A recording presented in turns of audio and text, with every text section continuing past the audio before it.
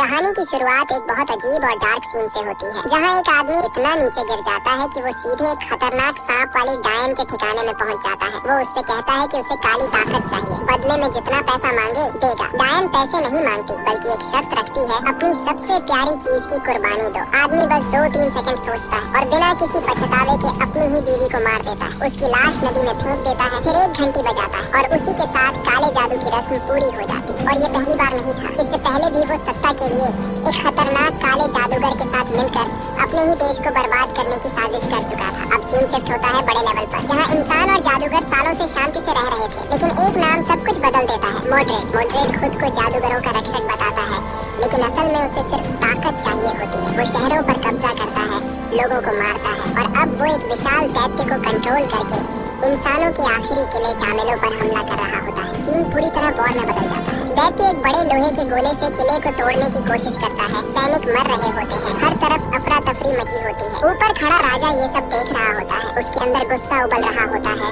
लेकिन वो घबराता नहीं। वो एक खास तलवार मंगवाता है, जिसे महान जादूगर मेर्लिन ने खुद बनाया था, ताकि मोड्रेड को रोका जा सके। राजा का अपना भाई ही गद्दार निकलता है। वो डरता है कि कहीं उसकी सच्चाई सामने न आ जाए, इसलिए वो राजा को रोकने की कोशिश करता है, लेकिन राजा सब समझ चुका होता है। फिर भी उस वक्त उसकी पहली प्राथमिकता जंग होती है। वो एक शॉकिंग फैसला लेता है, अपना ताज अपने ही गद्दार भाई को सौंप देता है और खुद सफेद घोड़े पर सवार होकर जंग के मैदान में उतर जाता है। अब कहानी पूरी तरह एक एपिक बैटल में बदल चुकी होती है। राजा चारों तरफ देखता है और अंदाजा लगाता है कि मोड्रेड कहीं उस दैत्य के ऊपर छुपा हुआ है। तभी अचानक दैत्य किले के बाहर का पुल तोड़ देता है, लेकिन राजा इसी मौके को अपने हक में इस्तेमाल करता है और सीधा आगे बढ़ जाता है। कहानी इस मोड़ पर पहुंचती है, जहां राजा सीधे दैत्य की पीठ पर बने ठिकाने तक पहुंचकर मोड्रेड का सामना करता है। नीचे जंग जारी होती है, लेकिन ऊपर असली मुकाबला शुरू होता है। मोड्रेड को यकीन होता है कि एक इंसान उसका कुछ नहीं बिगाड़ सकता, इसलिए वो अपने काले जादू से राजा को जलाकर खत्म करने की कोशिश करता है। मगर इस बार उसकी चाल काम नहीं करती। जैसे ही राजा पवित्र तलवार पकड़ता है, उसमें नीली रोशनी चमकने लगती है और उसका रूप ही बदल जाता है। अब मोड्रेड भी समझ जाता है कि ये कोई आम लड़ाई नहीं है, इसलिए वो अपने बचाव में आग की दीवार खड़ी कर देता है, लेकिन राजा उस दीवार को चीरकर आगे बढ़ जाता है। लड़ाई अपने चरम पर पहुंचती है और आखिरकार मोड्रेड मारा जाता है। उसकी मौत के साथ ही दैत्य उसके कंट्रोल से आजाद हो जाता है और ऊपर मौजूद हमलावर नीचे गिरकर खत्म हो जाते हैं। धूल बैठने के बाद राजा टूटी हुई पुल के पार खड़ा नजर आता है, जिंदा और विजेता। लेकिन किले के अंदर बैठा गद्दार ये सब देखकर अंदर ही अंदर जल रहा होता है। खतरा खत्म होने के बाद दरबार लगता है, जहां जादूगरों और इंसानों के रिश्ते पर बहस छिड़ती है। कुछ लोग कहते हैं कि पहले की तरह शांति कायम रखनी चाहिए और मेर्लिन की मदद को याद रखना चाहिए, जबकि वॉर्टिगन इसका विरोध करता है और कहता है कि आगे और भी मोड्रेड जैसे खतरे पैदा हो सकते हैं। बहस बढ़ती है तो एक मंत्री वॉर्टिगन को उसकी ही सच्चाई याद दिलाता है, जिससे वो भड़क उठता है और सफाई देने लगता है। माहौल गर्म हो जाता है, लेकिन तभी राजा बीच में आकर साफ फैसला सुनाता है कि जादूगरों के खिलाफ कोई कार्रवाई नहीं होगी और दोनों फिर से साथ रहेंगे। इसके बाद वो असली बात सामने लाता है और गद्दार का नाम लेकर बताता है कि उसे पहले से सब कुछ पता था, लेकिन उसने उसे सजा नहीं दी, क्योंकि वो उसे एक मौका देना चाहता था। अब सबकी नजरें उसी गद्दार पर टिक जाती हैं कि वो इस मौके का क्या करेगा। राजा अपने भाई को सुधारने का मौका देता है, लेकिन यही बात गद्दार को अंदर से जला देती है। उसे लगता है कि दरबार में उसकी बेइज्जती हुई है और अब उसे डर सताने लगता है कि कहीं उसकी सच्चाई खुल न जाए। इसी डर और लालच में वो तख्ता पलट की योजना बनाता है, लेकिन पवित्र तलवार की ताकत देखकर वो सीधे मुकाबले की हिम्मत नहीं करता, इसलिए चालाकी से अपने आदमियों को महल पर हमला करने भेजता है। खुद वो अपनी बीवी को लेकर एक गुप्त कमरे में जाता है, जहां पानी की डायन कैद होती है। बीवी को कुछ समझ नहीं आता, वो उससे सवाल करती है,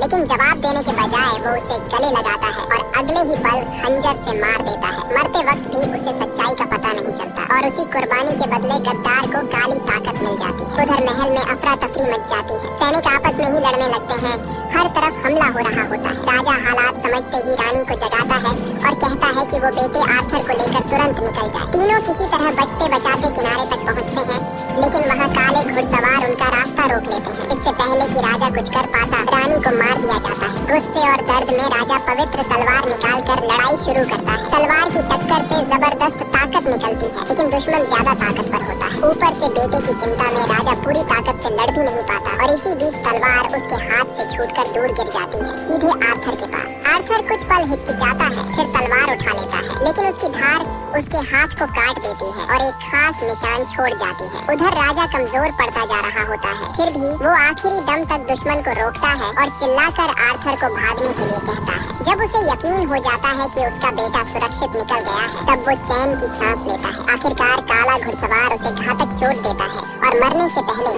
राजा एक आखिरी फैसला लेता है। वो तलवार को हवा में उछालकर खुद ही अपनी पीठ में घुसा देता है ताकि वो दुश्मन के हाथ न लगे। यही उसका आखिरी बलिदान होता है और धीरे धीरे उसका शरीर खत्म होने लगता है। पत्थरों का विशाल ढांचा लकड़ी के पुल को तोड़कर नदी में गिर जाता है और उसी पल काला घुड़सवार अपनी असली शक्ल में लौट आता है। सच सामने आता है कि वो कोई और नहीं बल्कि वही गद्दार है जिसने अपनी बीवी की कुर्बानी देकर काली ताकत हासिल की थी। उसी ताकत से वो अपने भाई और उसके परिवार को मारकर खुद राजा बन जाता है। दूसरी तरफ छोटा आर्थर नदी में बहता हुआ बच जाता है, जिसे एक औरत बचाकर कोठे पर ले जाती है और वहीं उसका पालन पोषण होता है। आर्थर अपनी पहचान पूरी तरह भूल चुका होता है और एक आम इंसान की तरह जीने लगता है। सुनहरे बालों की वजह से उसकी पहचान छुपाने के लिए उसके बाल काट दिए जाते हैं। बचपन में दूसरे बच्चे उसे तंग करते हैं, लेकिन कोठे के पास बने अखाड़े में काम करते हुए उसकी जिंदगी बदलने लगती है। वहाँ का उस्ताद उसकी काबिलियत पहचानता है और उसे ट्रेनिंग देना शुरू करता है, जिससे धीरे धीरे आर्थर मजबूत और खतरनाक लड़ाका बन जाता है। उधर 15 सालों में गद्दार राजा और ज्यादा बेरहम हो जाता है। उसे सिर्फ काली ताकत चाहिए होती है, इसलिए वो राजकाज छोड़कर उसी के पीछे पागल हो जाता है। पानी की डायन के कहने पर वो डार्क टावर बनवाने का फैसला करता है, क्योंकि उसे यकीन होता है कि इससे उसे असीम ताकत मिलेगी। उसकी जुल्म की वजह से लोग उससे नफरत करने लगते हैं और बगावत को रोकने के लिए वो अपने सैनिकों को हर जगह लोगों को पकड़ने का हुक्म देता है। इसी बीच आर्थर को अजीब सपने आने लगते हैं, जिनमें एक काला घुड़सवार एक औरत को मारता है और कोई उसे भागने के लिए कहता है। ये सपने धीरे धीरे साफ होने लगते हैं। फिर अचानक एक दिन नदी में डूबी हुई पवित्र तलवार चमकने लगती है और पानी का स्तर तेजी से नीचे गिर जाता है, जिससे आने वाले बड़े बदलाव का संकेत मिलता है। नदी के बीच अचानक एक लोहे की तलवार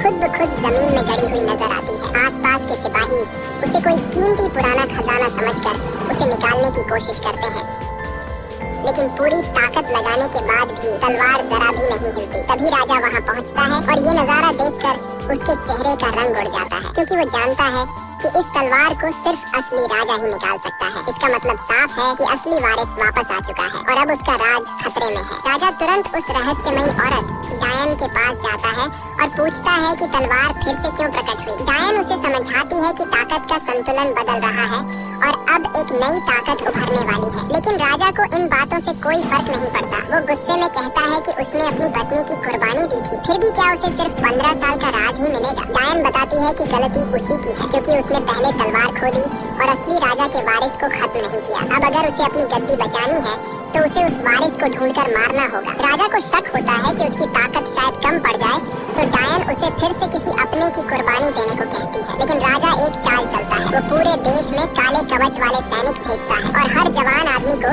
उस तलवार को खींचने के लिए मजबूर करता है। उसे पता है कि जो भी तलवार निकाल लेगा वही असली राजकुमार होगा। उधर असली राजकुमार आर्थर को अपनी असली पहचान का कोई अंदाजा नहीं होता। बचपन में बचने के बाद उसे एक औरत पाल पोस कर बड़ा करती है और वो एक वेश्यालय में काम करने लगता है। एक दिन अचानक वहाँ काले सैनिक घुस आते हैं, क्योंकि उन्हें खबर मिली होती है कि कोई घायल बागी वहाँ छिपा हुआ है। अच्छी बात ये होती है कि सैनिकों का एक कप्तान आर्थर को जानता है, इसीलिए वो बड़ी तलाशी से बच जाता है। लेकिन तभी आर्थर को एक घायल आदमी छिपा हुआ मिल जाता है और दूसरों को बचाने के लिए वो उसे बाहर निकाल देता है। इसके बाद कप्तान आर्थर को अलग ले जाकर बताता है कि इन दिनों उसका नाम बहुत सुनने में आ रहा है और पूछता है कि कहीं उसने किसी गलत आदमी से दुश्मनी तो नहीं ले ली। अब आर्थर खुद सोच में पड़ जाता है कि आखिर उसके पीछे कौन पड़ा। आखिरकार सच्चाई सामने आती है कि उसी सुबह कुछ गुंडे वाइकिंग लोग दुकान पर हमला करने आए थे। लूसिया को बचाने के चक्कर में आर्थर ने लगभग उनमें से एक को मार ही दिया था। तब कप्तान समझाता है कि ये लोग इतने बेखौफ इसलिए हैं क्योंकि उन्हें राजा का सहारा मिला हुआ है। अगर उनसे पंगा लिया तो सीधा बदला मिलेगा। उसी रात आर्थर को फिर से डरावना सपना आता है। अभी वो ठीक से संभल भी नहीं पाता कि उसका दोस्त उसे तुरंत भागने के लिए कहता है, क्योंकि वाइकिंग लोगों ने पूरे इलाके को घेर लिया होता है। वक्त रहते पता चलने की वजह से आर्थर बच निकलता है, लेकिन शहर से बाहर निकलते ही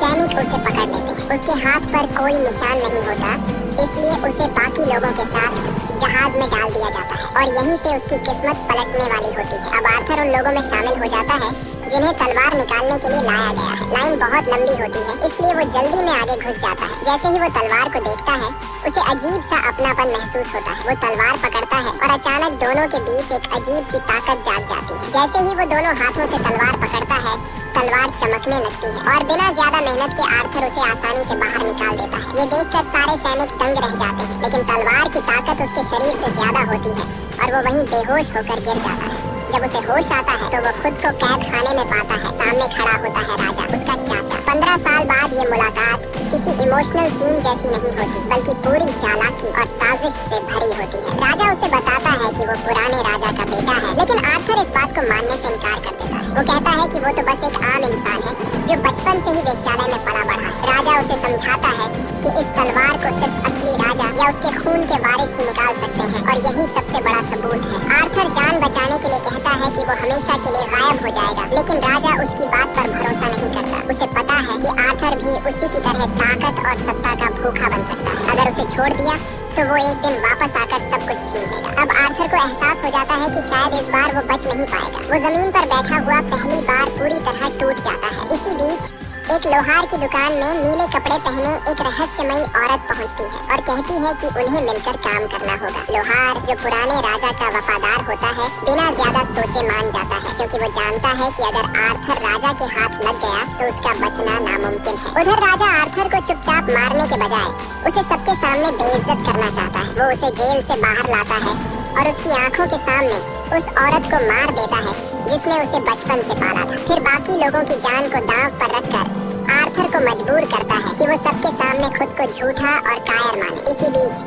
जब उसे फांसी दी जाने वाली होती है तभी अचानक डायन जादू शुरू करती है। आसमान से बाज नीचे आकर हमला करने लगते हैं। घोड़े और कुत्ते बेकाबू हो जाते हैं और पूरा माहौल अफरा तफरी में बदल जाता है। इस मौके का फायदा उठाकर बगावती लोग आर्थर को छुड़ा लेते हैं और तलवार लेकर भाग जाते हैं। सैनिक पीछा करते हैं, लेकिन वो लोग पहले से प्लान बनाकर समुद्र में कूद जाते हैं और बच निकलते हैं। बाद में आर्थर को उनके ठिकाने पर लाया जाता है, जहां उसकी मुलाकात उसी आदमी से होती है जिसे उसने पहले सैनिकों के हवाले किया था। वो अब आजाद है और बगावत का हिस्सा बन चुका है। आर्थर साफ कह देता है कि उसे इस लड़ाई से कोई मतलब नहीं, वो बस अपनी पुरानी जिंदगी में वापस जाना चाहता है। लेकिन बगावती जानते हैं कि बिना उसके ये जंग जीती नहीं जा सकती। जब उसे तलवार पकड़ाई जाती है तो उसके दिमाग में फिर वही डरावनी यादें आने लगती हैं और वो दोबारा बेहोश हो जाता है। डायन उसके दिमाग में झांकती है और पता चलता है कि बचपन में उसने अपने माँ बाप की मौत देखी थी और वही काला योद्धा उसकी सबसे बड़ी डर बन गया है। अब डायन बताती है कि अगर आर्थर को सच में राजा बनना है तो उसे अपने डर का सामना करना होगा। इसके लिए उसे एक खतरनाक जगह अंधेरी दुनिया में जाना पड़ेगा, जहाँ वो परीक्षा से गुजरेगा। जैसे ही जादू किया जाता है आर्थर अचानक उस रहस्यमयी अंधेरे लोक में पहुंच जाता है और यहीं से उसकी असली परीक्षा शुरू होती है। जैसे ही आर्थर उस अंधेरी दुनिया में आगे बढ़ता है अचानक उसका सामना एक खौफनाक 18 मीटर लंबे अजगर से हो जाता है। वो डर के मारे पीछे हटता है और एक गुफा के पास पहुंच जाता है, लेकिन अजगर रुकने का नाम नहीं लेता। तभी अचानक अंधेरे से एक विशाल चमगादड़ झपट्टा मारकर अजगर को उठा ले जाता है। खतरा टल जाता है, लेकिन आर्थर समझ जाता है कि अब वो खुद भी किसी शिकारी का शिकार बन चुका है। वो चमगादड़ उसे भी हवा में उठा लेता है, लेकिन आपस की लड़ाई में उसे मौका मिल जाता है और वो किसी तरह नीचे गिरकर बच निकलता है। नीचे आते ही आर्थर आग जलाता है ताकि खुद को बचा सके, लेकिन रोशनी में उसे और भी खतरनाक नजारा दिखता है। एक और विशाल अजगर जो पहले वाले से भी ज्यादा डरावना होता है।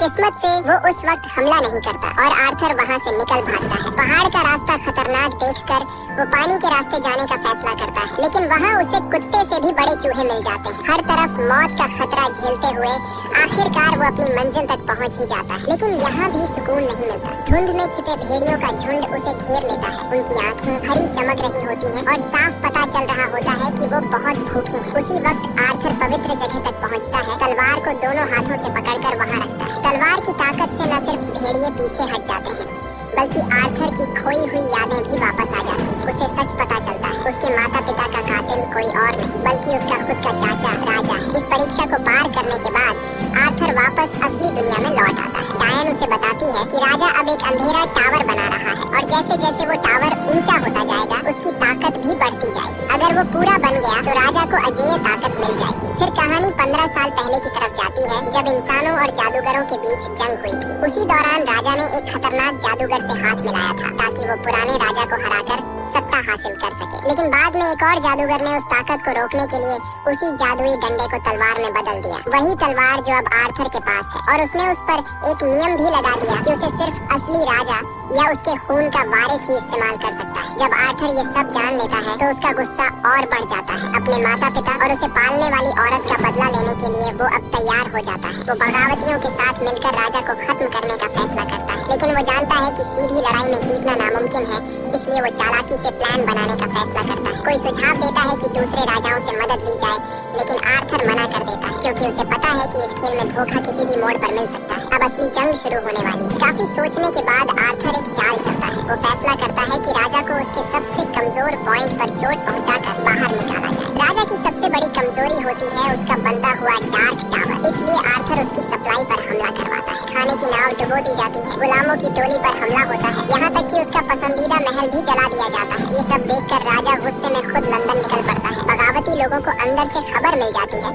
और वो प्लान बनाते हैं राजा पर हमला करने का। लेकिन आर्थर अब भी तलवार की ताकत को कंट्रोल नहीं कर पा रहा होता। डायन उसे समझाती है कि वो डर से नहीं बल्कि सच्चाई से भाग रहा है, और जब तक वो खुद अंदर से इसे स्वीकार नहीं करेगा तब तक तलवार उसकी नहीं बनेगी। 3 दिन बाद राजा सच में आता है। आर्थर और उसके साथी नदी किनारे छिपकर इंतजार करते हैं। जैसे ही मौका मिलता है तीर चलाने की तैयारी होती है, लेकिन आर्थर को कुछ गड़बड़ लगती है और वो सबको रोक देता है। पता चलता है कि वो असली राजा ही नहीं था बल्कि एक चाल थी। नकली आदमी को आगे रखकर असली राजा पीछे छिपा हुआ था। दरअसल राजा को पहले से ही पता था कि उसके बीच कोई गद्दार है, इसलिए उसने ये जाल बिछाया था ताकि सारे बगावती एक साथ फंस जाएं। अब हालात बिगड़ जाते हैं। चारों तरफ से सैनिक घेर लेते हैं और आर्थर को अपने साथियों के साथ लड़ते हुए पीछे हटना पड़ता है। वो लोग भागते हुए एक पुराने ट्रेनिंग वाले अड्डे अखाड़े में घुस जाते हैं और वहाँ से निकलने का रास्ता ढूंढते हैं, लेकिन राजा ने पहले से ही पूरा जाल बिछा रखा होता है। तीरंदाज हर तरफ से हमला करने लगते हैं। आर्थर नहीं चाहता कि उसके कारण बाकी लोग मारे जाएं,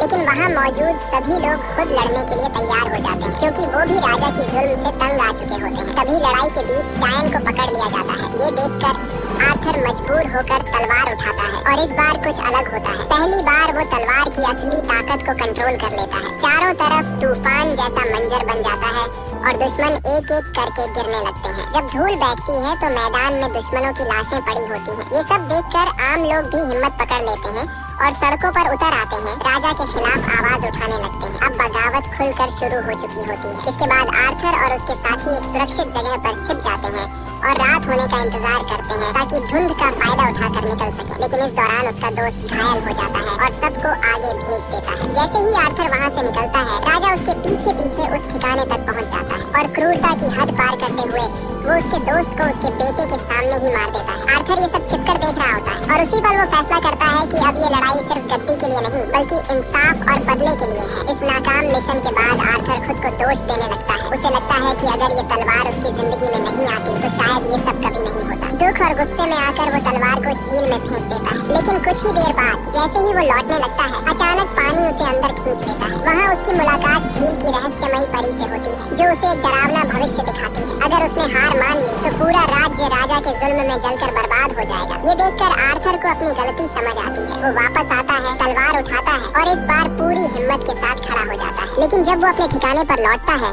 तो पता चलता है कि वहाँ हमला हो चुका है। कई साथी पकड़े जा चुके होते हैं और कुछ को कैद करके किले में ले जाया गया है। राजा का साफ संदेश होता है, अगर उन्हें बचाना है तो तलवार लेकर खुद उसके पास आओ। मजबूरी में आर्थर मान जाता है, लेकिन इस बार वो एक नया प्लान बनाता है। पहले वो अपने लोगों के जरिए डायन को छुड़वाता है, फिर एक खतरनाक तरीका अपनाता है। खुद को एक जहरीले सांप से कटवाता है ताकि उसके अंदर छिपी ताकत जाग जाए। इसके बाद वो अकेले ही किले में पहुंचता है और खुद को पकड़वा देता है। राजा खुश हो जाता है कि अब उसके पास तलवार भी है और दुश्मन भी। लेकिन असल खेल यहीं से शुरू होता है। डायन अपने जादू से महल में अफरा तफरी मचा देती है। सांप और एक विशाल अजगर अंदर घुसकर सैनिकों को खत्म करने लगते हैं। इसी मौके का फायदा उठाकर आर्थर अपने बंधन खोलता है और तलवार वापस हासिल कर लेता है। अब बगावती लोग भी शहर में घुस आते हैं और आम जनता भी उनके साथ खड़ी हो जाती है। सालों से दबे हुए लोग अब खुलकर लड़ने लगते हैं। पूरे शहर में जंग छिड़ जाती है और अब फैसला होने वाला है कि असली राजा कौन बनेगा। अब शहर के अंदर जबरदस्त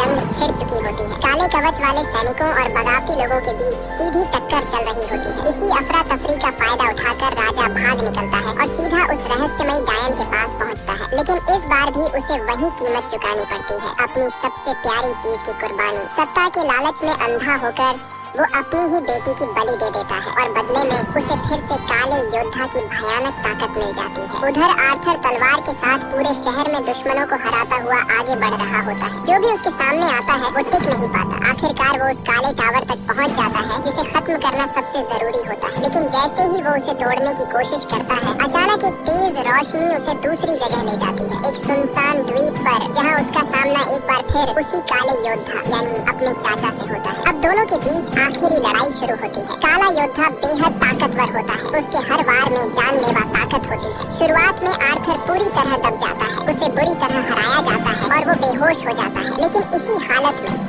वो अपने अतीत में पहुंच जाता है, उसी पल में जब उसके पिता मारे गए थे। इस बार वो भागता नहीं बल्कि तलवार पकड़कर अपने पिता को बचाने की कोशिश करता है। तभी उसे समझ आता है कि वो हमेशा डर से भागता रहा और यही उसकी सबसे बड़ी कमजोरी थी। जैसे ही वो इस सच को स्वीकार करता है, उसकी ताकत कई गुना बढ़ जाती है। वो वापस होश में आता है और इस बार पूरे आत्मविश्वास के साथ लड़ाई करता है। अब हालात पलट जाते हैं। वो हर वार को रोकता है, जवाब देता है और आखिर में एक जोरदार हमला करके काले योद्धा को खत्म कर देता है। इसी के साथ उसका चाचा भी अपनी लालच और क्रूरता की सजा पा जाता है। इसके बाद आर्थर वापस जाकर उस काले टावर को पूरी तरह तबाह कर देता है। सालों से फैला हुआ अंधेरा खत्म हो जाता है और राज्य आजाद हो जाता है। लोग उसे अपना असली राजा मान लेते हैं। आखिरकार आर्थर ताज पहनता है और अपने साथियों के साथ एक नई शुरुआत करता है।